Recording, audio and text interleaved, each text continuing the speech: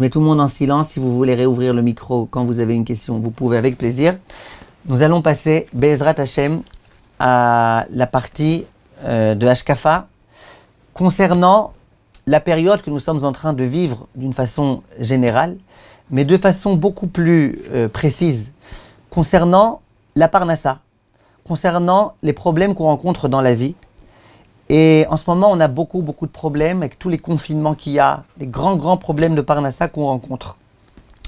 Et les gens, ils ont des problèmes psychologiques en ce moment. Il y a les psychiatres, psychologues, ils n'ont jamais été aussi consultés qu'en ce moment. Qu'est-ce qu'on peut proposer, Be'ezrat Hashem, comme solution pendant cette période-là, pour essayer de sortir de nos difficultés et de pouvoir, Be'ezrat Hashem, bien remplir notre vie? Le conseil que je vais vous donner aujourd'hui, conseil inédit, vraiment un conseil extrêmement intéressant, il m'a été suggéré avec une discussion que j'ai eue avec un Talmid Chacham cette semaine. C'est une discussion que j'ai eue, une discussion très intéressante et qui m'a un petit peu éclairé sur un point très précis que j'aimerais partager avec vous. J'aimerais vous dire très clairement, le titre qu'on a donné, comment exploser dans ses affaires, etc., c'est peut-être un titre un petit peu prétentieux, un peu racoleur, mais j'aimerais vous dire, c'est possible qu'il y a des gens qui vont faire le conseil que je vais donner maintenant et qui ne vont pas devenir milliardaires, c'est possible. Mais c'est très possible qu'il y a des gens qui pourraient devenir milliardaires et qui auraient pu l'être depuis longtemps et qui ne le sont pas parce qu'ils n'ont pas écouté mon cours d'aujourd'hui. Ça veut dire le conseil qu'on va donner aujourd'hui. C'est sûr qu'avec le conseil qu'on va donner aujourd'hui, si Hachem a décidé que tu sois pauvre, tu resteras pauvre. Si Hachem a décidé que tu ne trouves pas ceci et cela, tu ne trouveras pas. Mais il peut y avoir des situations dans lesquelles Hachem, il aurait aimé te donner des choses et il ne te les donne pas parce que tu ne connais pas le principe qu'on va essayer d'établir aujourd'hui. Donc c'est vraiment un cours très précieux à mes yeux et je suis heureux que vous soyez là pour pouvoir l'écouter, qu'on puisse partager tout ça ensemble. Le Rav de Kotsk, il pose une question très intéressante. Il est écrit dans le Midrash Rabbah, Tfila osa la mertza. La tfila, ça aide à 50%. Ce que le Midrash il veut dire, comme ça tous les Mefarshim m'expliquent, c'est que si tu fais que tfila et que tu fais pas de ishtadlut, tu t'en sortiras pas. Tu as besoin de faire tfila et de faire ishtadlut. Donc on te dit, si tu as la tfila, tu as déjà 50% du problème qui est résolu. Vous deviez adorer ça à l'école. Quand le prof il vous disait, si tu as bien compris l'énoncé, tu as déjà 50% du problème qui est résolu. Moi, mon problème, c'est que je comprenais très bien l'énoncé, mais j'arrivais pas à résoudre. Un jour, j'ai rendu ma copie, sans répondre à l'énoncé. On m'a mis 0. Je dis, pourquoi 0? Vous avez dit vous-même, si tu comprends bien la question, tu as 50%. Mettez-moi au moins 50%. Là, le Midrash, il dit que si tu pries, c'est déjà 50% du problème qui est résolu. Et au passage, le Rav Pinkus, il explique très joliment. Il dit, ne crois pas que quand on dit que la tfila, elle marche à 50%, ça veut dire que 50% c'est la tfila, genre c'est Hachem qui va t'aider, et 50% c'est à toi de te démener. Il dit non, les 100% c'est Hachem qui va t'aider. Même quand tu vas te démener, c'est Hachem qui va t'aider. Simplement, Hachem, il te demande, ne fais pas que tfila, fais aussi une ishtadlut. Et il le prouve avec les psukim, c'est très joli. En tous les cas, ça c'est ce que le Midrash dit. La tfila, elle marche à moitié. Vient le Rav de Kotsk, et il dit, une espèce de petit vort comme ça, un petit chidouche, il dit, je comprends pas. Pourquoi on dit que la tfila, elle marche à moitié? Alors soit elle marche pas. Si elle marche, elle pourrait très bien marcher aussi à 100%. Et si elle ne fonctionne pas, eh ben, elle pourrait ne pas fonctionner du tout. On a l'impression ici que la tfila, elle n'est pas assez forte pour pouvoir en elle-même permettre de résoudre tous les problèmes. Question, pourquoi? Vient le Rav de Kotsk et il dit quelque chose de très joli, et c'est ce qu'on va essayer d'expliquer ce soir ensemble. Dit le Rav de Kotsk, tu sais pourquoi très souvent la tfila, elle marche que à moitié? Parce que nous prions qu'à moitié. Si nous prions à 100%, la tfila, elle pourra avoir des effets rapides, immédiats et à 100%. Simplement, le problème, c'est que nous prions à moitié. Ça veut dire quoi, nous prions à moitié? Alors venez, on commence tout de suite avec un exemple.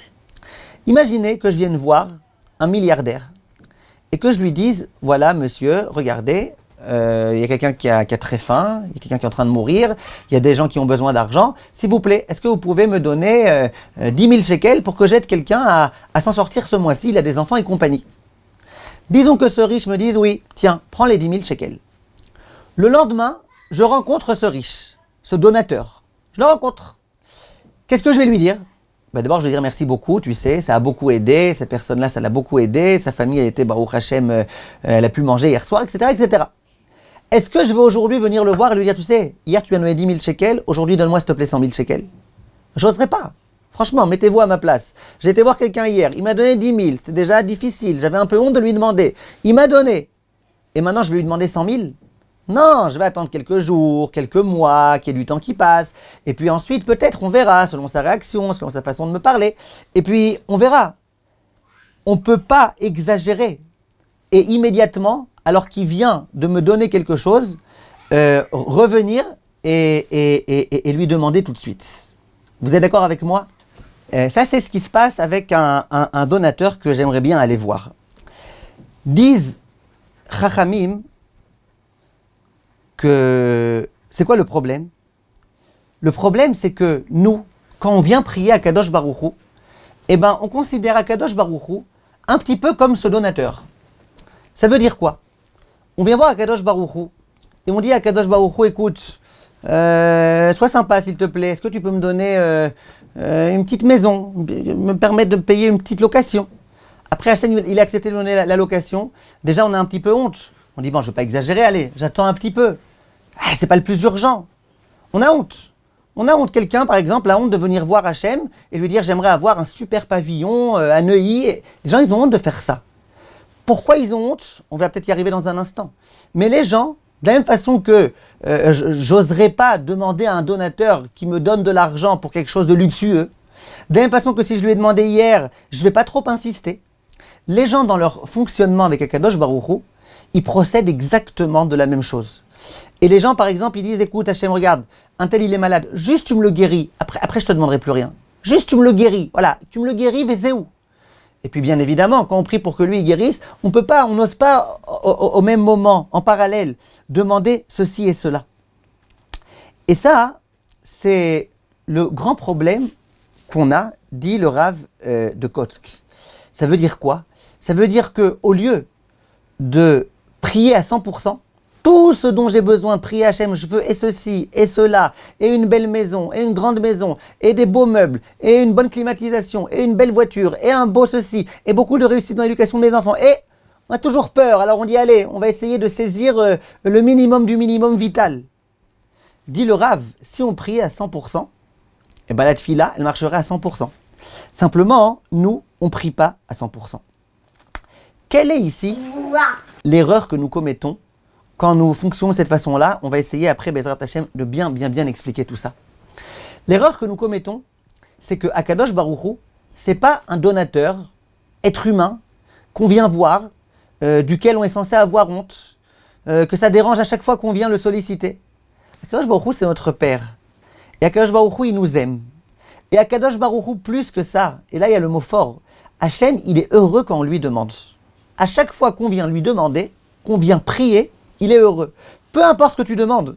Bien sûr que si tu demandes à Akadosh Baruch Hu qui t'aide à finir tout le chasse, il sera très content. Mais même si tu lui demandes simplement, Hachem, aide-moi s'il te plaît à avoir un peu plus d'argent pour pouvoir m'acheter des plus beaux vêtements. Hachem, aide-moi s'il te plaît à réussir dans mon travail. Hachem, aide-moi à avoir un meilleur shalom bayit. Toutes ces choses-là, tout ce qu'on demande de la part d'Akadosh Baruch Hu, c'est quelque chose qui fait extrêmement plaisir à Akadosh Baruch Hu. C'est la raison pour laquelle, lorsqu'on vient voir Akadosh Baruch Hu, les gens ils ont honte. Les gens ils disent, c'est pas urgent, quoi. Je vais prier maintenant, je gagne déjà 20 000 euros par mois, c'est vrai que moi j'aimerais avoir 40 000 euros, mais je vais quand même pas prier pour ça, il y a des gens qui meurent de faim. Ok, Akadosh Baruch Hu, il n'a aucun problème à te donner à toi une bonne parnassa et à faire en sorte que l'autre il meure pas de faim. Pourquoi les gens ils ont honte? Les gens ils ont honte parce qu'ils ont une conscience. Surtout vous prenez quelqu'un de religieux, quelqu'un qui sait que l'essentiel dans la vie c'est la Torah. Prenez par exemple un étudiant en Torah. Il a honte, il va venir voir Hachem, maintenant j'aimerais avoir une Ferrari, il a hyper envie, à l'intérieur il a hyper envie d'avoir de l'argent pour s'acheter une Ferrari, rouler à 280 sur l'autoroute, frimer et tout, il a hyper envie.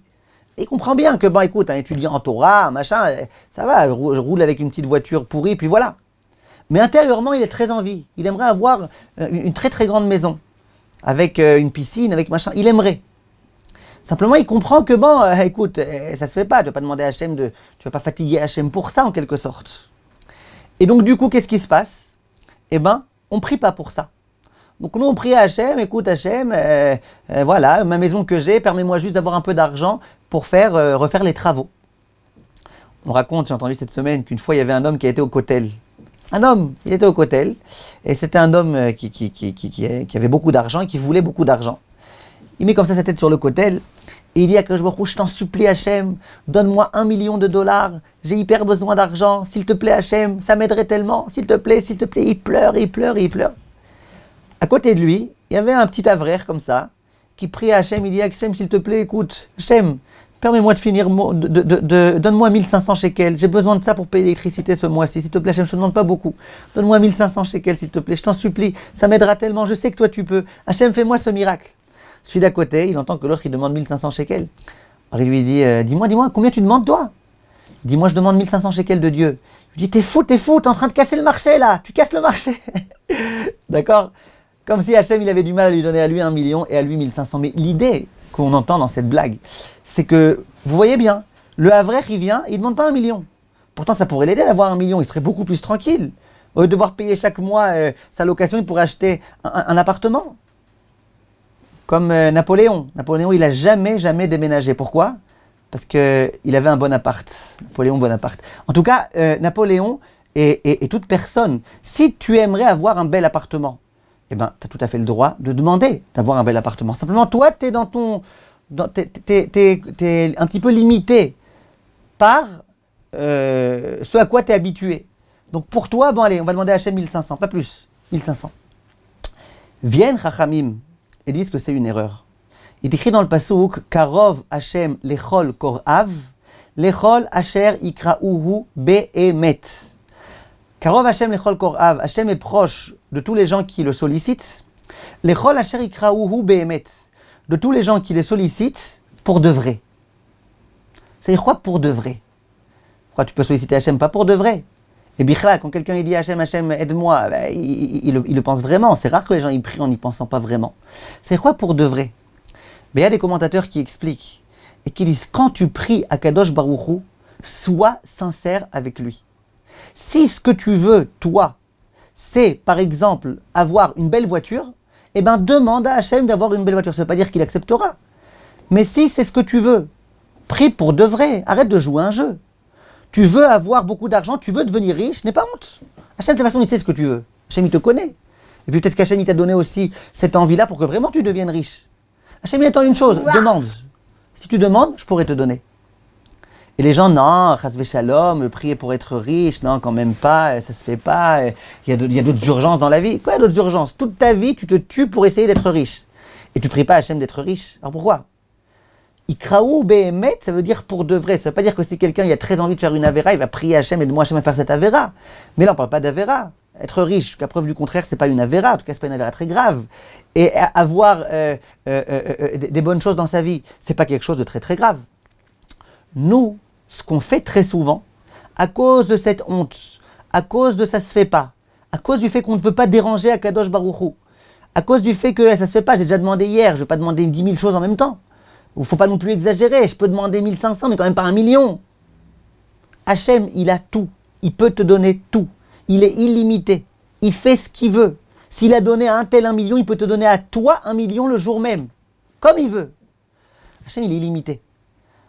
Et Hachem, ça ne le dérange pas que tu lui demandes.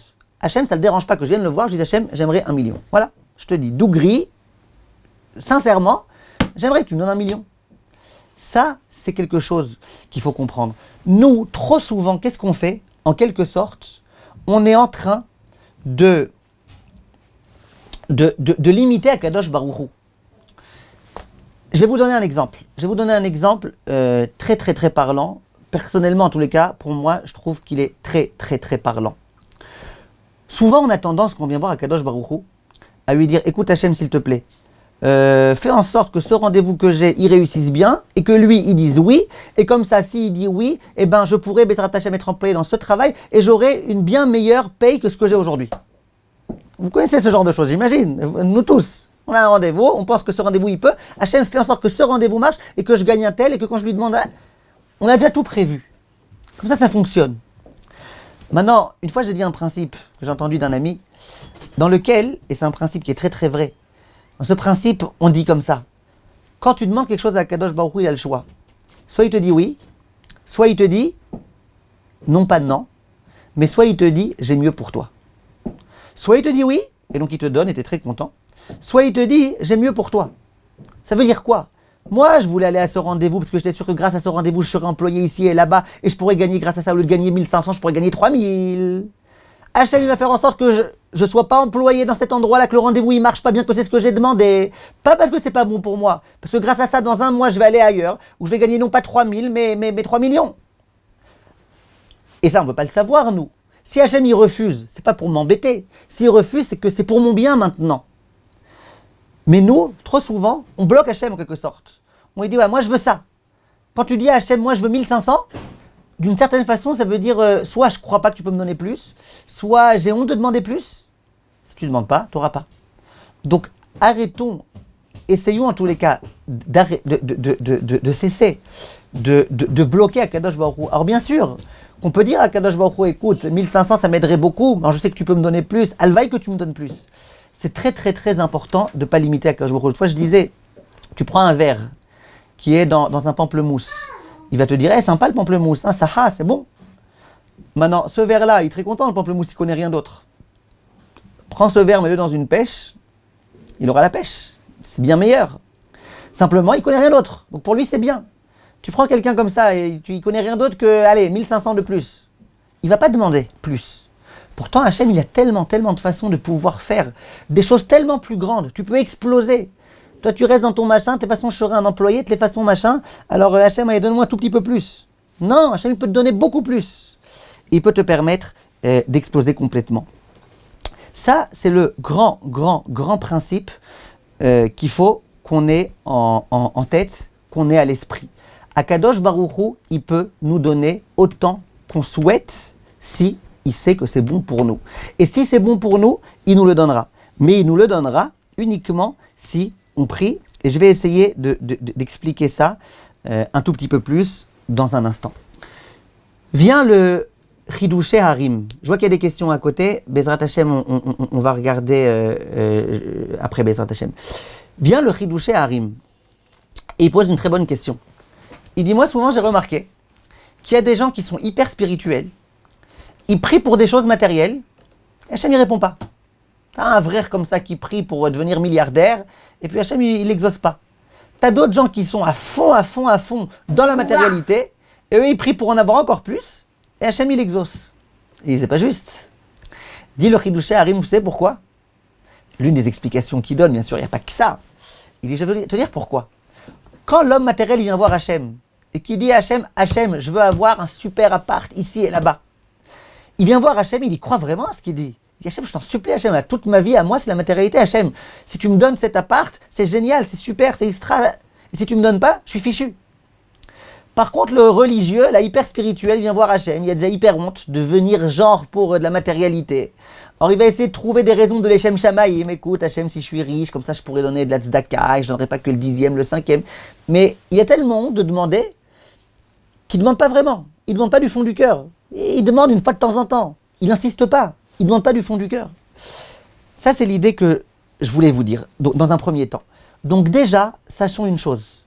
Il ne faut surtout pas limiter. Ne prie pas simplement pour avoir un petit peu meilleure mémoire et un peu mieux retenir ton étude. Prie pour avoir la mémoire du Rav Ovadia. Peut-être qu'Hachem il veut mieux pour toi, d'avoir une mémoire encore plus grande.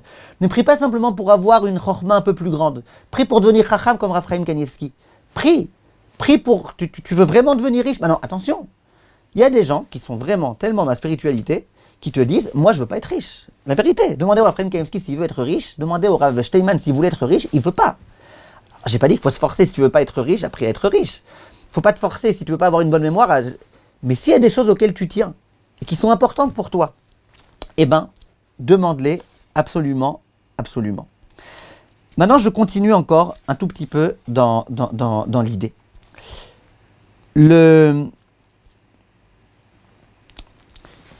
vous disais que cette idée-là, elle m'a été un petit peu suggérée par une discussion que j'ai eue. J'ai eu une discussion avec quelqu'un. C'est un Talmid Chacham. Il s'est bien parlé. il dit des propos de Torah qui sont des propos de Torah de vérité, une Torah émet.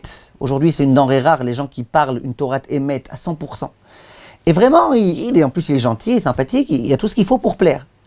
Et à chaque fois, il donne des cours et il ne réussit pas tellement. Il n'y a pas d'élèves, les élèves ne viennent pas, et il essaye dans un endroit et on ne le reprend pas après, etc. Il ne réussit pas. Alors il me dit, ouais, je sais pas, moi, pourtant, je fais ma ishtadlout, je fais des cours, je fais des machins, etc. Je ne réussis pas, en tout cas, ça n'explose sûrement pas. Alors, je lui ai posé une question. Je lui ai dit, dis-moi, tu as prié pour que tes cours ils réussissent. Avant chaque cours, tu pries. Tous les matins dans ton Shemona Esrei, tu pries. Hachem fait en sorte que mon cours il réussisse. Il me dit, la vérité, non. Je vais dire, tu me fais rire, toi. Tu me dis, j'ai pas prié et ça n'a pas réussi. Comment ça se fait? T'as pas un conseil? Ouais, va à l'hôpital psychiatrique. T'as pas prié et ça n'a pas marché. Ben c'est normal que si t'as pas prié, c'est pas marché. Il me dit, je comprends pas. Pourtant, je fais bien les cours, je les prépare bien, je mets tout mon cœur, toute mon énergie, tout mon machin. Mais t'as pas prié. Si t'as pas prié, ça peut pas marcher. Le Ramban, dans la paracha de la semaine, il parle de Moshe Rabbeinu. Il dit, je comprends pas. Moshe Rabbeinu, il pouvait pas. Il a dit à Kadosh Baruch Hu, je peux pas venir parler avec Paro parce que je bégaye. Dit à Kadosh Baruch Hu, avec tous les miracles que Hachem a fait en Égypte, la déchirure de la mer Rouge, les 10 plaies, qu'est-ce que ça lui changeait Hachem encore un petit miracle? De faire en sorte que Moshe Rabbeinu arrête de bégayer. Franchement, c'est un petit miracle. Moi, je connais des gens qui bégayaient, puis ils ont fait quelques exercices pendant quelques années, et puis aujourd'hui, ils parlent tout à fait normalement. C'est dérangeant à Kadosh Baruch Hu de faire un tel miracle. Pourquoi Hachem n'a pas fait ce miracle? Vient le Ramban, vous pouvez regarder dans les mots. Il dit, pourquoi Hachem a fait le miracle? Parce que Moshe n'a pas demandé. Moshe n'a pas demandé de ne pas bégayer, Hachem n'y donne pas. Il explique là-bas le Ramban pourquoi Moshe n'a pas voulu demander. En tous les cas, il dit, tu ne demandes pas, il n'y a pas. Ah, mais ça aurait valu le coup? Oui, mais tu ne demandes pas, il n'y a pas. Ça, c'est l'équation. Tu ne demandes pas, il n'y a pas. Dans tous les domaines de la vie, si tu ne demandes pas, il n'y a pas. Alors cet homme-là, il me dit, bah oui, mais regarde, moi, ce que j'enseigne, ce n'est pas des mathématiques, ce n'est pas de la physique, ce n'est pas de l'histoire géo. Moi, j'enseigne de la Torah. Donc tout ce que je fais dans ma vie, c'est quoi? C'est le service d'Akadosh Baruch Hu. Maintenant, si Hachem il veut que ça réussisse, il a tout intérêt à ce que ça réussisse. Pourquoi il a tout intérêt à ce que ça réussisse? Puisqu'Hachem il veut qu'on diffuse sa Torah. Donc moi je suis quelqu'un qui donne des cours de Torah, donc Hachem il veut que ça réussisse a priori. Donc c'est pas la peine que je prie pour ça. C'est l'affaire d'Akadosh Baruch Hu que ça réussisse. Il a quand même fait réussir sans que je prie. Je lui dis, ah bon? Tu pries pas le matin qu'Hachem il t'aide à devenir Talmid Chacham, qu'Hachem il t'aide à retenir ton étude, qu'Hachem il t'aide à enseigner ton étude comme il faut. Tu pries pas. Tu pries pas pour qu'Hachem il t'aide à accomplir les mitzvot qui te protègent du Yetzer Hara. Ah bon? Tout ce qui est spirituel, et qui est donc l'affaire d'Akadosh Baruch Hu en d'autres termes, tu pries pas pour ça. Bien sûr qu'on prie pour ça. Pour la spiritualité aussi, on prie. Et combien on prie pour la spiritualité? Je lui ai dit, dorénavant, si vraiment tu veux, tu pries. Tous les jours, prie. Fais en sorte que ça réussisse. Fais en sorte que j'ai plus d'élèves. Fais en sorte que mes élèves, ils m'apprécient davantage. Fais en sorte que je puisse aider plus de gens. Le Pélé Yoetz, il a rédigé des tfilotes. Et plusieurs fois dans cette tfilote, il dit, Tarbe Gvuli Batalmidim. Fais en sorte que j'ai beaucoup d'élèves. Parce qu'avoir beaucoup d'élèves, ça fait plus de Zikouy Arabim, ça fait beaucoup de choses. Donc le bonhomme, il a tout pour plaire, c'est vrai, mais il prie pas. Tu pries pas, c'est normal que ça marche pas. Ah mais il a honte. Il dit, moi je vais sentir que c'est un peu kavod, je viens voir Hachem, donne-moi plein d'élèves, genre remplis-moi des salles. Ah, c'est du kavod. Ok, les gens ils ont un peu besoin de kavod. Ça veut pas dire qu'il faut faire tout ce que tu fais que pour le kavod, mais les gens ils ont besoin un petit peu de kavod. Et puis dans tous les cas, c'est ce que tu veux pour l'instant. Tu peux aussi prier Hachem qui t'aide à ne plus avoir besoin d'avoir envie du kavod. Mais en tous les cas, ce que tu veux, c'est avoir beaucoup d'élèves. Prie Hachem pour avoir beaucoup d'élèves. Et je suis sûr que maintenant, il va essayer de faire ce conseil-là. Et je suis sûr que ça va exploser. Il n'y a aucun doute. Parfois, vous voyez des gens qui ont tout pour réussir. Ils ont tout, ils sont intelligents. Ils ont tout pour réussir dans leur parnassa. Ils ont fait des grandes études et tout. Et les choses, elles sont bloquées. Pourquoi les choses, elles sont bloquées? Très souvent, je répète, pas toujours. Parce que les gens, ils prient pas. Et quand je dis prier, ça ne veut pas dire une fois tous les 2 mois, aller voir un rav, lui demander une petite bracha pour la parnassa, ou dans Shema Kolenu, murmurer. Non, ça ne veut pas dire ça. Prier, ça veut dire vraiment, du fond du cœur, et c'est la deuxième partie de ce cours, du fond du cœur, et bien montrer à Kadosh Baruch Hu qu'on a besoin, et que c'est important pour nous, et que c'est les Chol Hasharikraou Behemet. J'ai vraiment besoin de ça, Hachem. J'ai pas honte de te le dire. J'ai besoin de réussir dans mon travail. J'ai besoin d'avoir de la satisfaction. J'ai besoin d'avoir du kavod. Ça, c'est le premier point. Donc, je vous dis, dans tous les domaines dans lesquels vous avez d'excellentes qualités pour pouvoir réussir, si vous ne réussissez pas, première question que vous vous posez avant, attention, avant la question de la Ishtadlout, avant la question de est-ce que j'ai fait la bonne ishtadlout, est-ce que j'ai employé la bonne personne, est-ce que lui travaille bien pour moi ou pas, avant tout ça, première question, est-ce que vraiment je prie ou pas? Et si tu pries pas, c'est normal que tu n'aies pas. Akadosh Baruch Hu, je vous disais, il est intéressé à cette relation qu'on a. Je vais vous dire quelque chose. Je suis sûr que ça vous arrive à tous, moi aussi. Parfois, on a des moments dans notre vie où on se sent un peu vide. On le dit même en français, je suis vidé. On se sent vide. On sent qu'on ne sait pas pourquoi on est là. On a un peu de déprime comme ça. On ne sait pas très bien ce qui se passe. Ça peut nous arriver à tous. Qu'est-ce qu'Hachem attend de moi quand il fait ça? Pourquoi Hachem il fait en sorte que j'ai ce moment-là? Eh bien, je vais vous dire, c'est très simple. On a déjà parlé longtemps de ça dans les cours, mais juste que pour réassocier cette idée-là dans notre cours d'aujourd'hui. Akadosh Baruch Hu, il attend une chose, c'est qu'on soit en contact avec lui, qu'on prie Akadosh Baruch Hu. C'est ça qu'Hachem il attend. Hachem, il attend qu'on prie. C'est la seule chose qu'il attend de nous, Akadosh Baruch Hu. Pas la seule chose, mais il aime qu'on prie, qu'on lui demande et qu'on lui demande et qu'on lui demande. Maintenant, Hachem, il voit qu'on ne prie plus. Qu'est-ce qu'il fait Hachem? Ça, c'était le cours d'il y a quelques semaines. Il envoie une épreuve, une petite épreuve. La Gemara, elle dit même quand tu mets la main dans ta poche droite alors que la pièce était dans la poche gauche, donc tu as fait un effort inutile, ça s'appelle une épreuve. C'est une petite épreuve, hein? Mais c'est quoi le but de cette petite épreuve? Hachem, il attend que tu pries. Hachem, je sais que tu es là. Hachem, je sais que c'est pas par hasard. Hachem, je sais que tu veux que je prie, que la prochaine fois, même ces petits efforts ne soient pas en vain. Simplement, souvent, on ne réagit pas. Alors, qu'est-ce qu'Hachem, il fait? Ben, il envoie des épreuves un peu plus grandes. Et parfois, même là, on ne réagit pas, on oublie de prier. Alors, qu'est-ce qu'Hachem fait? Il risque d'envoyer des épreuves encore plus grandes. Le but des épreuves, c'est pas de nous embêter. Le but des épreuves, c'est de nous rappeler, je suis là. Et ça, c'est le point. Et quand tout va bien, on oublie qu'Hachem est là. Alors Hachem, de temps en temps, comme il nous aime, et qu'il veut qu'on se rapproche de lui, eh ben, il nous envoie un petit quelque chose, un petit problème, une petite difficulté. Tout marchait bien dans ta parnassa, un mois, tac, ça réussit plus. Il y a un problème. Qu'est-ce qu'Hachem attend de moi? Hachem qui m'a aidé tellement de mois, il ne peut pas m'aider ce mois aussi? Si, Hachem, il peut t'aider. Simplement, Hachem, il voit que tu as commencé à t'envoler, que tu l'as oublié, il veut que tu te rappelles de lui. Parce qu'Hachem, c'est notre Père. Hachem, c'est pas un donateur qui donne et ça le saoule de donner. Hachem, il aime donner. Il aime. Juste, il dit, demandez, je vous donne. Ça, c'est le premier point. Le deuxième point, on disait tout à l'heure que Hachem, c'est pas un donateur. Hachem, c'est beaucoup, beaucoup plus qu'un donateur. Ça veut dire quoi? Le premier point qu'on a dit, c'est, te gêne pas. Te gêne pas de demander. Tu veux demander même pour avoir du luxe, demande. Si tu tiens, demande. Là, il y a un autre point important. Prenez l'exemple d'un pauvre qui tape à la porte d'un riche. Il lui dit, regarde, j'ai très faim, j'ai des grosses dettes, j'ai une famille, j'ai machin, est-ce que tu peux m'aider s'il te plaît? Disons que le riche il soit de bonne humeur ce jour-là et que tout aille bien dans son travail. Combien il va donner? 1 000 euros? Même pas dans les rêves, mais disons, il va donner 1 000 euros. Je vous pose une question. Avec 1 000 euros, cet homme-là, il ne peut pas vivre. Il a des dettes gigantesques, il a 15 enfants. Avec 1 000 euros, il ne peut pas vivre. Et pourtant, cet homme-là, il est tranquille. Il a donné 1 000 euros, il a fait vraiment un acte de charité. Il est très content. Je vous pose la question. Cet homme-là, il a de la Hirat Shamaim, ce riche. Beaucoup d'Hirat Shamaim. Il sait très bien que 1 000 euros, ce n'est pas suffisant pour qu'il vive. Alors qu'est-ce qu'il le donne avec ces 1 000 euros et puis il reste, il est tranquille? Dit le Rav Biderman, c'est pourquoi? Parce qu'il sait que ce n'est pas le seul riche sur Terre. Ce n'est pas le seul donateur sur Terre.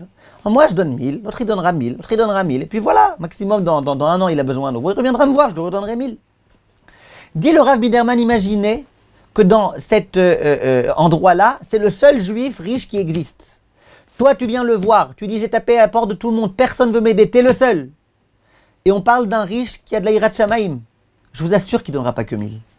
Quelqu'un qui peut donner des milliers sans aucun problème, il ne donnera pas que 1 000. Il donnera beaucoup plus que 1 000. Pourquoi? Parce qu'il est conscient que c'est où lui il aide, ou personne n'aidera, le pauvre il va mourir de faim.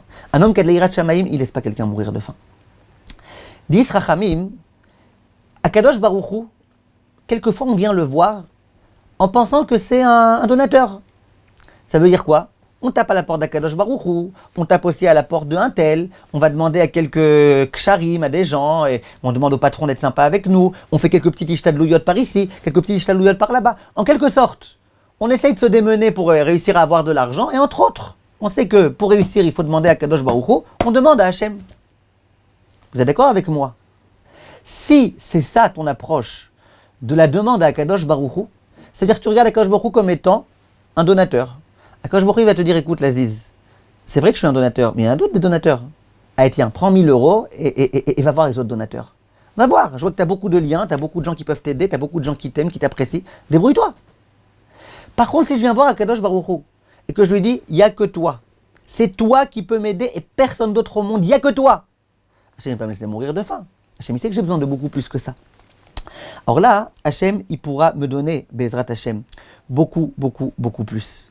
Si on fonctionne de cette façon-là, alors ça peut marcher. Je reprends le passouk qu'on a dit tout à l'heure.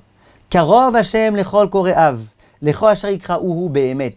Hachem, il est proche et il aime les gens qui demandent vraiment, qui implorent, qui le sollicitent vraiment. Alors, c'est quoi vraiment?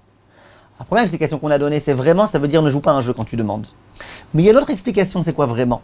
Vraiment, il dit le Rav Biderman, imaginez quelqu'un qui a été voir son médecin. Son médecin, il lui dit, écoute, tu as un grave problème à l'œil. Ton œil, il est en grave danger. Soit tu te fais opérer le mois qui vient, soit ton œil, il est perdu. Mais sache qu'il n'y a que 2 médecins au monde qui savent faire cette opération-là. Il y en a un qui est à New York, l'autre qui est à Londres. Le bonhomme, il appelle Rafficher, Raffirer, ils lui disent, ouais, il n'y a que ces 2-là, personne d'autre. Voilà.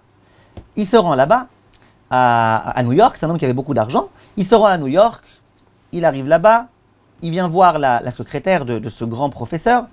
Il lui dit, voilà, regardez, j'ai un problème à l'œil. La secrétaire, elle dit, écoutez monsieur, j'ai un rendez-vous pour vous dans 3 mois. Alors lui, il dit, madame, dans 1 mois, j'ai plus d'œil, c'est fini. Elle dit, le rendez-vous que vous avez, c'est dans 3 mois. Dépêchez-vous, parce que si vous ne le prenez pas tout de suite, bientôt il n'y en aura même plus, il faudra venir dans 5 mois. Il dit, mais madame, vous ne pouvez pas. Il essaye d'expliquer, il essaye d'insister, il essaye.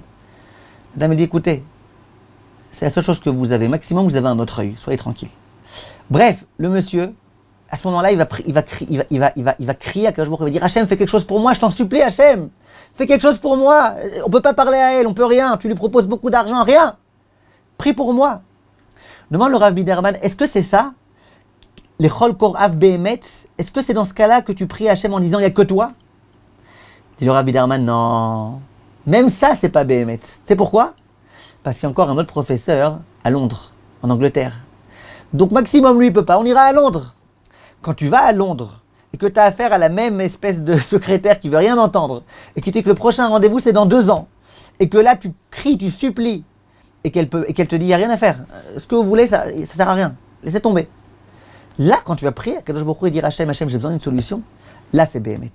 Là, tu dis Hachem, il n'y a que toi. Ni le professeur, ni le médecin, ni la secrétaire, même Rafficher, Raffirer, ils n'ont rien pu faire pour m'aider. Il n'y a plus que toi, Kadosh Baruch Hu.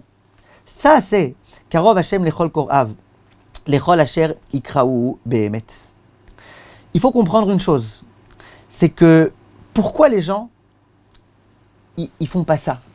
A priori, si on veut résumer tout d'abord l'idée qu'on a dite maintenant, c'est quoi la grande différence entre un donateur et Akadosh Baruch Hu? Première différence, c'est que alors que le donateur, ça le dérange souvent quand tu viens le solliciter, Hachem il attend que ça, que tu viennes le solliciter. Première différence. Deuxième différence, c'est que le donateur quand tu vas le voir, pourquoi il ne te donne pas tout ce qu'il a? Parce qu'il sait très bien que toi, lui il va te donner un peu, l'autre il te donnera un peu. Il y a d'autres donateurs. Quand tu viens voir Hachem, tu lui dis il n'y a que toi, donc Hachem il est obligé de te donner. Pourquoi les gens alors, ils vivent pas comme ça? Pourquoi? On a expliqué là. Les gens, ils ont honte, les gens, ils veulent pas être authentiques, les gens, ils osent pas trop demander. Pourquoi? Pourquoi t'oses pas trop demander à Kadosh Baruch Hu? Une fois, quelqu'un est venu voir le Chazon Ish. Et le Chazon Ish, il a vu qu'il avait les chaussures déchirées. Alors, il lui a dit, dis-moi, t'as des chaussures déchirées, pourquoi t'achètes pas des nouvelles chaussures? Il dit, j'ai pas d'argent. Il dit, mais t'as prié à Kadosh Baruch Hu? Il dit, mais je vais quand même pas prier pour des chaussures, quand même. Bnei Brak, je vais pas prier pour des chaussures. Alors, le Rav, il lui dit, pourquoi? Quand tu étais enfant et que tes chaussures étaient déchirées, tu disais pas à ta maman, mes chaussures elles sont déchirées. Oui, et Kadosh Baruch Hu, c'est pareil, c'est ton papa. Ton papa, il attend que tu lui demandes. Il attend que ça. Alors demande-lui. Pourquoi nous on a du mal avec ça? Et là j'arrive au dernier point que je voulais dire avec vous en 2-3 minutes. Pourquoi on n'en est pas là? Parce qu'à mon avis, et j'ose le dire, et je parle pour les gens comme moi, il y a peut-être des gens qui sont supérieurs à moi et qui ont déjà dépassé tout ça, je parle pour des gens comme moi. On a malheureusement souvent une relation avec Akadosh Baruch Hu qui n'est pas saine. D'abord parce que sur le plan de la Hashkafa, on ne sait même pas ce qui est attendu de notre part. On ne sait même pas c'est quoi la relation qui est censée être entre Akadosh Baruch Hu et nous. Et on a une relation qui n'est pas saine avec Akadosh Baruch Hu. On a l'impression qu'il ne faut pas exagérer. Aujourd'hui, j'ai fait une avéra, maintenant je vais demander. Aujourd'hui, il y a une anecdote qui m'a vraiment... J'ai promis à mon fils que je la raconterai. Mon fils de 6-7 ans, je lui ai dit, va prendre ta douche. Il n'a pas été prendre sa douche. Je l'ai regardé comme ça dans les yeux, etc. Je lui ai dit, va prendre ta douche. J'ai besoin de lui répéter 4 fois pour qu'il apprenne sa douche. Alors que je lui avais dit au début, quand un bas il dit une fois, il ne doit pas répéter. Une fois, ça suffit. Bref, il rentre dans la douche, au bout de la 4e fois. Il me dit, papa, je peux te montrer un tour de magie? La douche, il est en train de faire une espèce de tour de magie. J'ai dit, moi, Laziz, j'ai besoin de te répéter 4 fois. Et tu crois maintenant que moi, j'ai que ça à faire de venir regarder ton tour de magie? Il me dit, mais papa, t'es mon papa. J'ai adoré cette phrase. Papa, mais t'es mon papa. Ça veut dire quoi, t'es mon papa? Ça veut dire, ok, j'ai fait des bêtises, mais t'es quand même mon papa. N'oublie pas que t'es mon papa. Et bien, j'ai trouvé cette phrase fantastique. Parce que, ok, j'ai fait des avérotes. Ok, j'ai dit du lachon hara aujourd'hui. Ok, j'ai eu du mal à faire plein de choses. J'ai pas étudié comme il fallait. Je me suis endormi pendant l'étude. Ok. Mais t'es mon papa. Et Hachem, il attend ça. Il attend qu'on lui dise, mais Hachem, t'es notre papa. Ce que mon fils, il m'a dit à moi, il faut que je dise à Hachem. Hachem, t'es mon papa. Hachem, tu vois que j'ai du mal. J'ai envie de travailler dans tel endroit, on me refuse. J'ai envie d'avoir un minimum de parnassa, on me refuse. Hachem, t'es mon papa. Hachem, s'il te plaît. Hachem, je t'en supplie. Hachem, fais quelque chose. Et bien ça, c'est ce qu'Akadosh Baruch Hu attend de nous. Simplement, nous, notre relation à Akadosh Baruch Hu, elle est trop souvent, malheureusement, à mon avis, défectueuse. Elle n'est pas saine. Elle n'est pas comme elle devrait l'être. C'est quoi une relation comme il se doit? Et là, j'en reviens à Moshe Rabbeinu. Moshe Rabbeinu, c'est l'homme principal qu'on va rencontrer dans les parachiotes de la semaine. Moshe Rabbeinu nous dit de lui qu'il a grandi, qu'il est né. Quand il est né, sa mère elle a dit « Ouais, il est beau cet enfant », c'est un passouk dans la Torah. À part ça, on va nous dire qu'il a eu besoin de s'enfuir, parce qu'il avait tué ce fameux Égyptien. Et après, la Torah elle nous parle de Moshe Rabbeinu comme un vieillard de 80 ans qui va devoir sauver le clan d'Israël.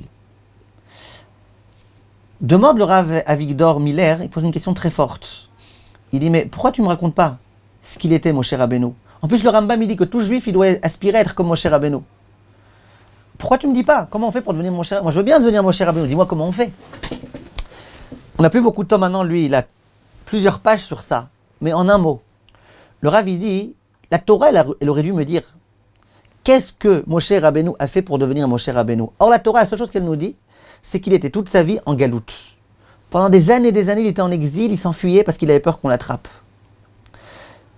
Même quand il va épouser la fille de Yitro, le passouk qui va dire explicitement, c'était quoi le boulot de Moshe Rabbeinu?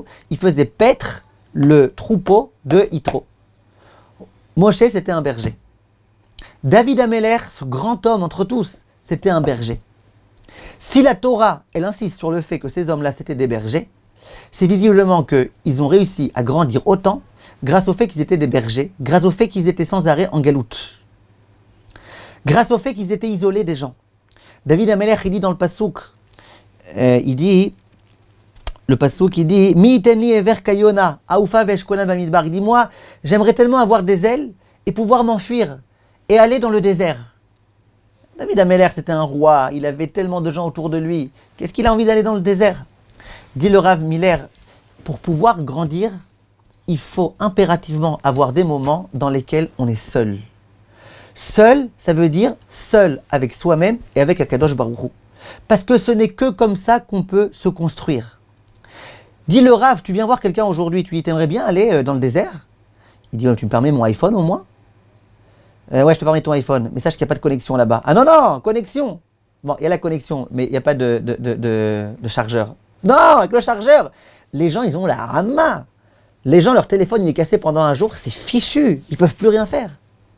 La seule façon, mes chers amis, de pouvoir nouer un lien avec Akadosh Baruch Hu, c'est avoir des moments où je suis seul avec Akadosh Baruch Hu et où personne ne me dérange, où rien n'est là pour détacher mon esprit. Si on réfléchit longuement, mais là on n'a pas le temps, le fait que les gens ils ont du mal à être avec eux-mêmes, c'est très souvent, et ça tout le monde insiste sur ça, parce que les gens ils n'ont pas de monde intérieur. Les gens ils n'aiment pas s'assumer eux-mêmes, ils ne s'aiment pas eux-mêmes, ils sont vides à l'intérieur. Donc ils ont besoin d'avoir des appels de l'extérieur, des gens qui leur détachent un peu leur esprit de la réalité dans laquelle ils sont. Mais quelqu'un qui construit devrait aimer être avec lui-même, se demander où j'en suis avec ma femme, avec mes enfants, est-ce que j'avance, est-ce que... Ça, c'est l'un des points importants et fondamentaux. Si on veut pouvoir apprendre à se lier, se connecter à Kadosh Baruch Hu, il faut impérativement qu'on ait nos moments dans lesquels on est seul avec Kadosh Baruch Hu. Il dit le Rav Avigdor Miller, c'était pas un Breslev qui parlait que de Hitbodedut. Il ramène le Messiat Yesharim, qui dit que la Hitbodedut, c'est la chose, comment il dit le Messiat Yesharim, je l'ai écrit ici, Veyakar minakol ou Hitbodedut. La chose la plus précieuse, c'est la Hitbodedut. Ta femme, elle est partie au supermarché, tu as 1 heure maintenant pour être ici, sois seul avec Kadosh Baruch Hu. Est-ce que ça vous est déjà arrivé? Essayez ce soir. Le cours est fini dans 1 minute, essayez après le cours. Mettez-vous tout seul, pas à côté de votre mari, pas à côté de votre femme, pas à côté de vos enfants. À un moment, tout le monde dort. Et chantez Yedid Nefesh. J'espère que vous savez le sens. Devant personne, pas vous jouer un jeu, c'est la table de Shabbat. Et faites Yedid Nefesh, Yedid Nefesh. À qui vous parlez? À Hachem. C'est ce qu'il faisait David. David, il passait sa journée et sa nuit à chanter à Kadosh Baruch Hu. Essayez. Essayez quand vous finissez, vous sortez du travail, de dire à Kadosh Baruch Hu, merci Hachem d'avoir donné une journée de travail. Dès que vous recevez un chèque, merci Hachem d'avoir donné un chèque. Faites en sorte que ça puisse réussir. À chaque fois que vous avez quelque chose dans votre vie, que vous avez des demandes à faire, demandez. Vous prenez la voiture, vous devez aller au travail, demandez à Hachem que vous arriviez en bonne santé. Il y a des gens qui sont partis en voiture et qui ne sont jamais revenus, Chas v'Shalom. Vous êtes arrivé au travail en bonne santé, merci Hachem. Apprenons à vivre avec Akadosh Baruch Hu sans arrêt. Et même quand vous êtes avec des gens, dans votre tête, vous pouvez être connecté à Akadosh Baruch Hu. Faites cet effort-là. Notre relation à Akadosh Baruch Hu, c'est la relation la plus précieuse qui doit exister. C'est une mitzvah de la Torah de penser à Akadosh Baruch Hu. Pen tishkach et Hashem Elokecha est écrit dans la Torah. Et Akadosh Baruch Hu, dit le Rav Avigdor Miller, il nous aime. Il nous aime encore plus que ce que notre mère et notre père nous aiment. Hashem, il nous adore. D'être comme ça de temps en temps, de réfléchir, de respirer longuement. Et de prendre de longues respirations, de penser, ouais, Hachem m'aime, Hachem est en train de m'enlacer.